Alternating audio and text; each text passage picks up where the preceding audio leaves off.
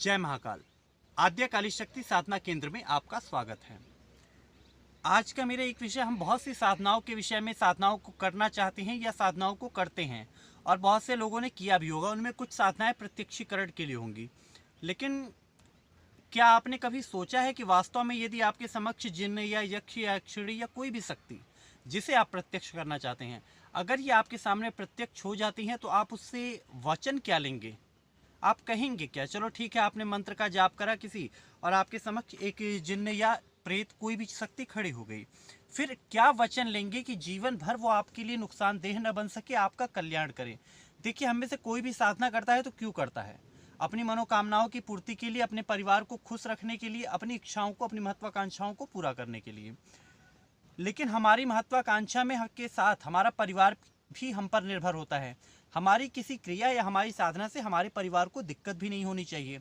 ऐसा नहीं है कि आज मैं साधना और सिद्धि को पाने की हवस में मैं अजाजील शैतान को सिद्ध कर डालूं और कल को मैं उसे अपने न संभाल पाऊं, वचनों में न बांध पाऊं और वो मेरे परिवार के लिए या मेरे लिए ही घातक सिद्ध हो जाए। ऐसा होता है। तो आपको किस ढंग से ऐसा वचन लेना है? वचन का अर्थ है एक प्रकार का, सामान्य भाषा में कहें तो एक प्रकार का एग्रीमेंट। एक ऐसा एग्रीमेंट जिसके माध्यम से ये निश्चित हो सकेगा कि आप कब तक मेरी पूजा करोगे, किस उद्देश्य से करोगे, मुझे आपके क्या क्या काम करने होंगे, इसमें आप मुझे बदले में क्या दोगे। तो आप मुझे दोगे का मतलब कि आप उसका भोग जो भी है, जैसे मसानी का भोग काला मुर्गा है, किसी का भोग बकरे की कलेजी है, किसी का भोग इत्र या शराब अगरबत्ती जो भी हो सकती है, तो आप उसे क्या भोग देंगे। जब भी साधक इन कुछ विषयों पे आज मैं आपको प्रकाश डालने जा रहा हूँ आपके समक्ष, और मैं चाहता हूँ कि इन्हें आप समझें, और विशेषकर आपके वो लोग जो तंत्र संबंधी क्षेत्रों में ज़्यादा सक्रिय हैं, आपके गुरु भाई, आपके दोस्त, आप उन्हें बताएं कि त्रिवाचा से संबंधित बातों को वो विशेष रूप से ध्यान लें, क्योंकि आखिरी मौके पर जब आप साधना करेंगे और आपके समक्ष शक्ति प्रत्यक्ष हो जाएगी तो वास्तविक स्थिति ये है कि कहीं ना कहीं आप डर रहे होंगे, क्योंकि प्रत्यक्षीकरण आपको एकांत में होगा, आपके आसपास कोई नहीं होगा, जिंदगी में प्रथम या द्वितीय या जो भी हो वो अनुभव आपके समक्ष होगा। तो ऐसी स्थिति में आप उसके साथ डील करने की स्थिति में होते नहीं हो, क्योंकि आप मानसिक रूप से बहुत तनावग्रस्त महसूस करते हैं। तो कुछ बातों पर मैं आपको बताने जा रहा हूं कि आपको किस ढंग से वचन लेना है जब भी आपके समक्ष कोई भी शक्ति प्रदर्शित होती है। सर्वप्रथम आपको अपनी तरफ से वचन की मांग ही नहीं करनी है कि मुझे तुमसे वचन चाहिए। आप साधना जब आपकी पूरी हो रही है, शक्ति आपके समक्ष खड़ी है, आप अपनी तरफ से एक भी शब्द नहीं बोलेंगे। सिर्फ यदि कोई सम्मानित देवता है तो आप उसे हाथ जोड़ के प्रणाम कर लें, अन्यथा आप शांति से अपना मंत्र जाप पूरा करें। मंत्र जाप के बाद वो स्वयं आपसे प्रथम प्रश्न और प्रथम बोलने का अधिकार उस शक्ति का होता है, क्योंकि आपकी तरफ से तो आवाहन हो ही रहा है। मैं तो रोज ही खड़ा होकर गेट पे कह रहा हूँ कि मोस्ट वेलकम, घुसना आपको है। तो वो शक्ति जब आपके समक्ष खड़ी होती है तो प्रथम वो कहेगी कि क्यों बुलाया मुझे, या आपने मुझे क्यों बुलाया, किस ढंग की शक्ति है, उसके बोलने का ढंग उस पर निर्भर होगा। आप अपनी कामना बोलेंगे कि मैं आपकी साधना कर रहा हूँ, आपको प्रत्यक्ष प्रसन्न करने के लिए, आप मेरी कामना की, मेरी इच्छाओं की पूर्ति करें। अब ये सारी बातें अलग अलग विषयों के संदर्भ में न जाके एक उदाहरण के तौर पे मैं एक चुड़ैल साधना से संबंधित इसी चीज़ के वचन को बता देता हूँ। तो मैं सर्वप्रथम उस शक्ति से ये कहूँगा, मैं आपकी साधना कर रहा हूँ, आपको प्रसन्न करना चाहता हूँ, मैं चाहता हूँ कि आप मेरी सारी मनोकामनाओं की पूर्ति करें। तब वो कहे, संपर्क आगे बढ़ेगा और वो शक्ति कहेगी कि मुझे क्या मिलेगा, या आप इसके बदले में मुझे क्या दोगे। तो आपको ये कहना है, जो आप भोग लेके बैठते हैं, सामान्यतः किसी की साधना में बेसन की पकौड़ी, 5 मिठाई है, तो जो भी आप लेके बैठे हो उस सामग्री को आप उससे नैवेद्य के विषय में उससे चर्चा करते हैं। उस विषय में वो शक्ति हो सकता है कि ज़्यादा की मांग करे, वो कहे कि मुझे प्रतिदिन एक बकरा चाहिए, तो जो देना आपके लिए असंभव हो जाएगा। तो ऐसी स्थिति में आप क्या करेंगे कि नहीं, हफ्ते के हफ्ते या महीने के महीने, या जो आपका नियम है, क्योंकि इसके संदर्भ में सही रूप से तो आपके वही गुरु बता सकते हैं जो साधना करवा रहे हो, क्योंकि हर शक्ति का भोग अलग अलग होता है। तो उस शक्ति के भोग के अनुसार आप उससे पहला वचन भोग पे, और उसके बाद आपका वचन होता है, आपका पहला वचन उस शक्ति के समक्ष ये होना चाहिए कि तुम किसी भी स्थिति में मुझे या मेरे परिवार का नुकसान नहीं करोगी, मेरे गुरु की आन को मानोगी, मेरे किए हुए हर कार्य को करोगी। ये 3 वचन वो हैं जो यदि आप बोल दें तो वो शक्ति आपके नियंत्रण में आ सकती है, कम से कम आपको या आपके परिवार का अनिष्ट नहीं करेगी। लेकिन एक बात ध्यान रखिएगा, इसमें वो देवता शामिल नहीं है जो कृपा करके माध्यम से आपके साथ जुड़े हुए हैं। ये वही देवताओं के साथ एग्रीमेंट बन पाता है या उन्हीं देवताओं के साथ त्रिवाचा संभव है जो आपके सामने सशरीर अथवा मानसिक स्थिति, आपकी अवचेतन अवस्था, सब कॉन्शियस माइंड की स्थिति में वो आपसे जुड़ते हैं और आपको बताते हैं या आपको स्वप्नादेश करते हैं। अब एक वचन और कुछ बातें यहाँ होती हैं, जैसे कि आप किसी स्त्री की प्रेमिका रूप में साधना कर रहे हैं और आप शादीशुदा इंसान हैं। यद्यपि ये करनी नहीं चाहिए, किंतु कभी कभी कुछ लोगों की आदत होती है, बिना हेलमेट के भी तो लोग बाइक चलाते हैं।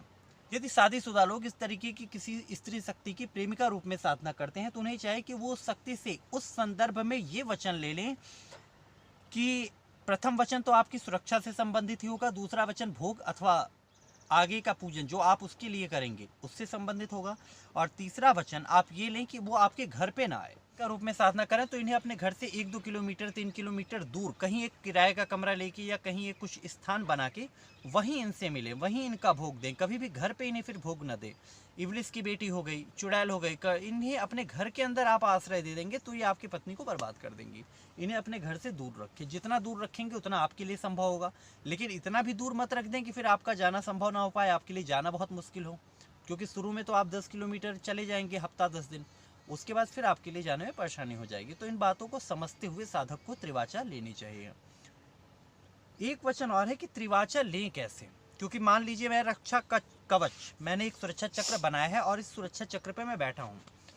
अब यहाँ एक बात ध्यान रखनी है कि हिंदमानी हिसाब से, अर्थात हिंदुओं की शक्ति, हमारे अगर हिंदू धर्म के हिसाब से आप किसी भी साधना को करते हैं, प्रेत, भूत, यक्ष, यक्षिणी, अप्सराएं, इस तरीके की, यहाँ तक कि वैताल, वार्ताली, स्वप्न मातंग, इस तरीके की कोई भी शक्ति यदि आपके समक्ष उपस्थित होती है तो आपको थोड़े से अक्षत, यानी कि चावल के दाने जो टूटे हुए ना हो और गीले हों, सूखे चावल को अक्षत नहीं कहा जाता, गीले चावल को अक्षत कहा जाता है, तो थोड़े से गीले चावल साबुत अपने दाहिने हाथ में रखें, थोड़ा सा जल लें और इस ढंग से अपने हाथों को उठाकर यहाँ से आप वचन लें कि मैं, आप अगर संस्कृत जानते हैं तो उत्तम, नहीं जानते तो आप हिंदी में भी वचन ले सकते हैं। मैं पंडित अमित द्विवेदी, सुपुत्र श्री, पिताजी का नाम, अमुक गोत्र उत्पन्न हो ये गोत्र, अब मैं आपके लिए ये वचन भरता हूँ।